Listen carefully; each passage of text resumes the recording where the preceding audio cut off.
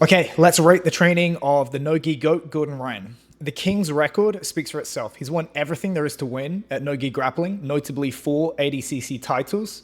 He's lost only twice at black belt, and he's currently on a 50-plus win streak. So how much of his success can be attributed to his strength and conditioning program? How much of it's steroids? Is his program as world-class as his performances, or could he be even better? Let's take a look. Firstly, the good. He lifts. If you listen to interviews with Gordon, he remarked that after the 2017 ADCC, he was skillful and technical enough to win the absolute title, but just not big or strong enough. And he openly admits that he used steroids to work his way up to the 99 kilo class in 2019, but clearly he used weight training as a tool alongside the drugs to achieve this outcome.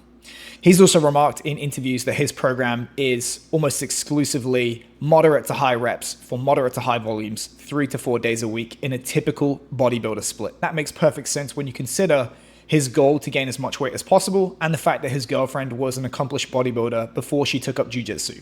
Next up is the bad, which is that's all he does. High reps for high volume is great for building muscle, but what about strength and power?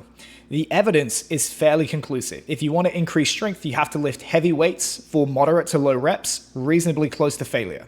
And if you want to build explosive strength and power, you have to move moderate loads in a ballistic, explosive fashion. Finally, the ugly. If you can find a clip of Gordon Ryan doing specific conditioning work or any kind of lower body weights, please tell me. I looked for a long time and I can't find them, and honestly, I don't think they exist. If there's one thing that millennia of combat sports have taught us, it's that dedicated conditioning work away from the sport is incredibly valuable.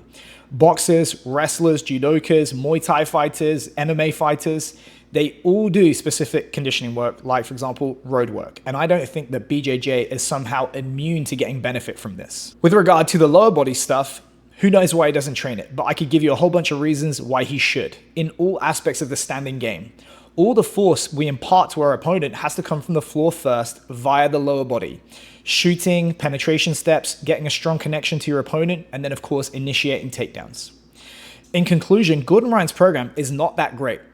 In his defense, it's clearly good enough for him to be the greatest no-gi grappler of all time, but he's great in spite of his program rather than because of it. I would argue that his natural athletic talent and the drugs are doing a lot more of the heavy lifting, pun intended, in generating his results. And that his skill and tactical development is so far ahead of his opponents that it just doesn't matter that there are gaping holes in his program.